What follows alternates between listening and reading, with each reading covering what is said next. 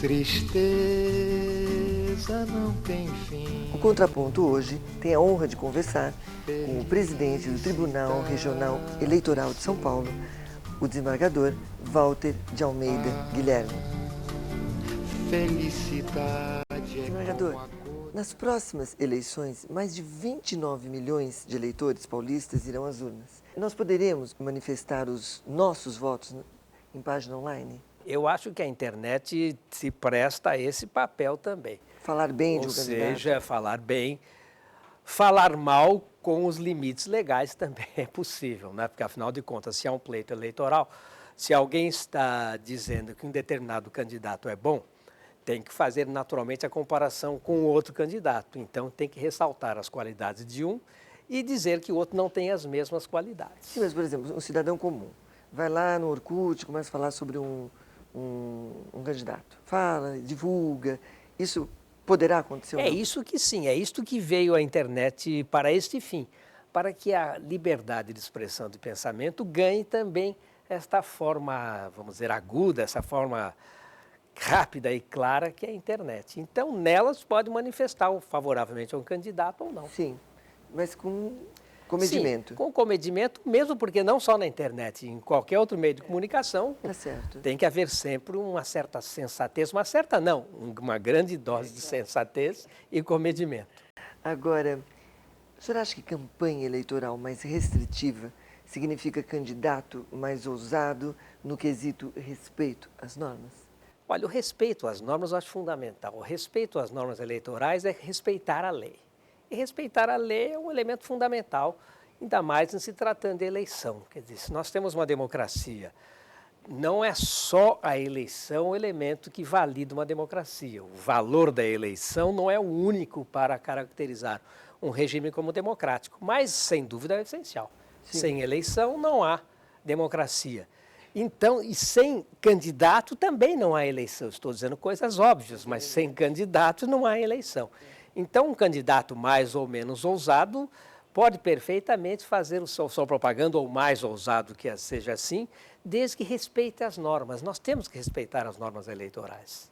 Isso é essencial. É o mínimo que se espera, né? Sim, é o mínimo que se espera dos candidatos em geral, um respeito às normas da lei eleitoral e das resoluções do Tribunal Superior Eleitoral. Tá certo. Agora, como anda a lei com relação à contenda, entre aspas, sonorização versus horários permitidos? Sei lá, por exemplo, a questão da lei do PSIL, né? Aqui em São Paulo. Como é que fica? Pode hoje ter...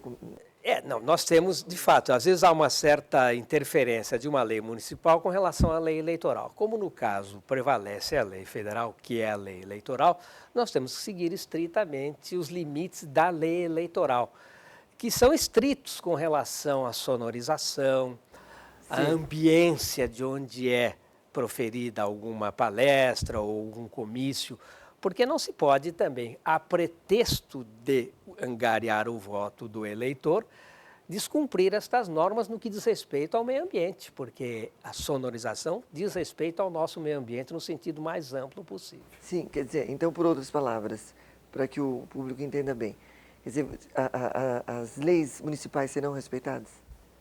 As leis municipais têm que ser respeitadas na medida em que elas digam respeito ao município. Com relação à eleição, o que precisa ver em primeiro lugar, observar em primeiro lugar, é a lei eleitoral.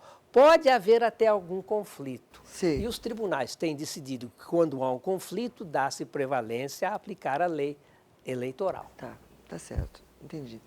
Agora, as entrevistas com candidatos serão autorizadas? As entrevistas já eram autorizadas depois de uma certa decisão do TSE. O candidato pode ser entrevistado, pode falar do seu programa dentro daquele limite de tempo que a lei fixa, não é? Porque entrevista é uma forma de propaganda, é uma forma de mostrar quem é o candidato. O eleitor precisa saber quem é o candidato. Por outro lado, o eleitor precisa saber também. As leis eleitorais também não podem ter aquela ideia de esconder o candidato. O candidato não pode ficar oculto. É um contrassenso um candidato oculto.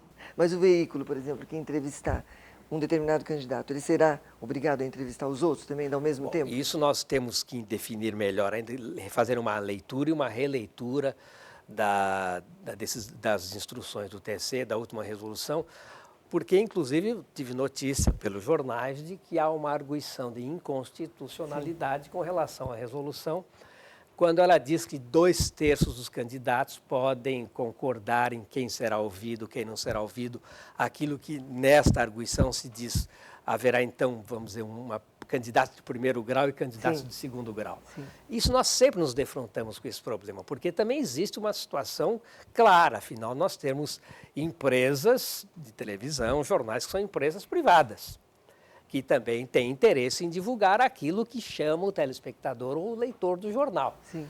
Não podemos obrigar, então, uma perfeita equalização entre aqueles que têm alguma coisa a dizer e aqueles que não têm. Mas, por outro lado, se nós formos tão rigorosos, aqueles pequenos jamais terão condição de crescer, sempre serão pequenos. Jamais serão conhecidos. Jamais né? serão conhecidos, jamais, então, se pode dizer, houve uma igualdade. É difícil mesmo.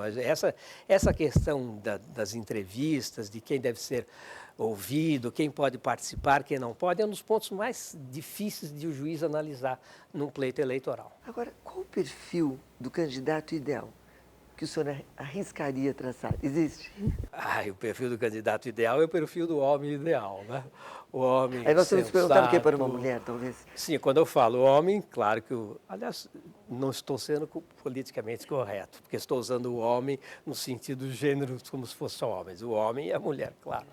Mas o perfil é este, é o homem ou a mulher, que naturalmente tem alguma coisa a dizer e, sobretudo, que eu falo como eleitor, que transmita a mim um sentido de credibilidade, de o que ele está dizendo que vai fazer, efetivamente ele vai lutar para fazer. Pode não conseguir, mas porque que candidato eu vou escolher, seja por intermédio da mídia televisiva ou jornais, vou escolher aquele que diz alguma coisa com o qual eu concordo. Sim. Mas ele pode dizer tudo aquilo e quando estiver no posto que ele conquistou eleitoralmente, nada agir em relação às suas palavras. Então ele precisa transmitir uma credibilidade. Certo. Não então, de incoerência, né? Não, pois é, não só, claro, tem que ser coerente acima de tudo, mas transmitir uma credibilidade, neste eu acredito, eu acho que o que ele está dizendo ele vai procurar pôr em prática. É nesse candidato que eu voto. Tá certo. Walter Guilherme votará assim, né? Eu votaria assim. E as doações ocultas continuam? Sim, nós temos que discutir isto porque é outra questão, aliás, está dividindo bem o TSE e os partidos políticos, pelo que eu vejo na imprensa. Todo dia eu vejo algum candidato, ou não candidato, mas algum prócer político desferindo críticas à resolução do TSE que procurou fazer com que haja essa transparência. Sim. O que é essa transparência? É que o eleitor saiba de quem aquele cidadão que pleiteia o voto recebeu a doação e quem foi o doador. Porque isso é uma forma de esclarecer o eleitor. O eleitor consciente é aquele que tem a maior gama possível de esclarecimentos. E a mim interessa, por exemplo, volto a falar novamente com o eleitor, saber, eu estou cogitando votar naquele candidato. De quem ele recebeu o dinheiro? Aí eu posso imaginar por que ele teria recebido o dinheiro. E aí vai também a credibilidade do candidato. De quem ele recebeu o dinheiro? Quanto recebeu? Porque o que se pretende evitar, o que a resolução pretende evitar, são as doações aos partidos políticos. Sim, sim. E os partidos políticos que recebem a doação, depois direcionam o montante recebido aos candidatos que eles acham mais convenientes, e o eleitor não sabe para onde foi aquele dinheiro. Isso mesmo. Então, nós precisamos saber o candidato recebeu de quem, porque nós podemos aí avaliar por que recebeu. Também. Com que objetivo recebeu. Então, transparência, tanto do lado de quem doa, como do lado de quem recebe. Agora, eu vejo que os eventuais candidatos ou os próceres políticos dizem que isto é negativo, porque, vamos dizer, a isto é que iria coroçoar o chamado caixa 2. Isto é, quer dizer, então aqueles que costumam fazer doações para os candidatos, na necessidade de se identificar, não gostariam de se identificar como doadores. Então, não fazem a doação formalmente. Isso é que se diz. Então, ao contrário do que se pretende, isto faria com que as doações legais crescessem. Mas é o que está na resolução essa transparência. É claro, toda vez que se toma uma determinada medida em prol de um certo bem, existe eventualmente alguém interessado em fazer com que aquele bem seja desfeito. Sim, E se caia no lado mal, vamos assim dizer. não tenha dúvida. Mas nós estamos relativamente próximos. Não, mas a resolução diz eleições, isso. né? A resolução exige a identificação. E o senhor acha, por exemplo, que todos esses pontos que ainda falta talvez um maior esclarecimento, isso tem um prazo, né, para ser tudo definido? Bom, com relação à resolução, ela já está em vigor. Tá. O que eu estou dizendo aqui, com relação a 1 ou 2 pontos, é uma arguição de inconstitucionalidade em relação a alguns artigos da resolução. E, evidentemente, que o Supremo Tribunal Federal vai julgar isso com rapidez, porque isto vigora nessas próprias eleições. Exatamente. Desembargador, antes de nós encerrarmos nosso primeiro bloco, eu queria dizer aqui que é uma honra muito grande recebê-lo novamente no Contraponto, agora como presidente, não é, agora cuidando das nossas eleições. A honra é toda minha. Aliás, eu já tive o prazer de ser entrevistado por você em determinado momento e sempre aguardava ansioso uma segunda oportunidade. Ai, que bom. E ela surgiu justamente quando eu estou na presidência do Tribunal Regional Que bom Eleitoral. ouvir isso. E olha, está muito bom, viu, tê-lo aqui hoje no programa. Você continue aí, que daqui a pouco estaremos de volta com o presidente do Tribunal Regional Eleitoral de São Paulo, desembargador Walter de Almeida Guilherme. Até já.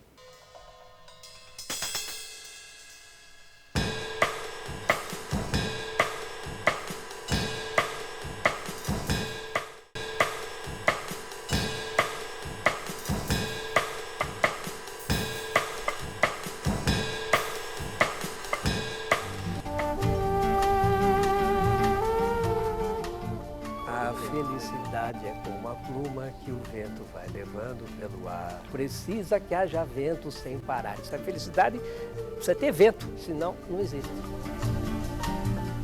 Voltemos às eleições, desembargador. O senhor acredita, como alguns defendem, que a presunção de inocência para o direito penal jamais para o direito eleitoral? Essa pergunta eu me faço todo dia.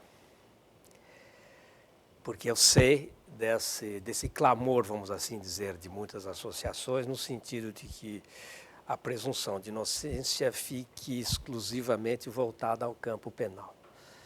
Mas eu fico perguntando, em certo momento, para o juiz decidir, ele não vai poder deixar de pensar na presunção de inocência.